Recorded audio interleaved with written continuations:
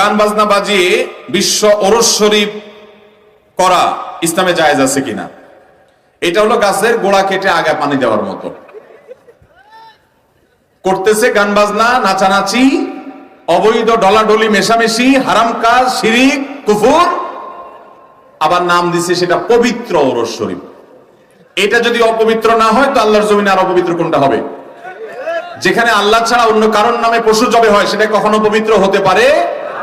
যেখানে আল্লাহর সঙ্গে শিরিক করা হয় সেটা কখনো পবিত্র হতে পারে? যেখানে আল্লাহর অবাধ্য থাকা হয়, সূরা লোকমানের 6 নম্বর আয়াতের খেলাফ করা হয়, নবী সাল্লাল্লাহু আলাইহি সাল্লামের হাদিসের খেলাফ করা হয়, গান বাজনা করা হয়, নাচানাচি ঢলাঢলি করা হয়, জিনার আয়োজন হয়, সেটা কখনো পবিত্র হতে পারে? অতএব এটা অপবিত্র জায়গা।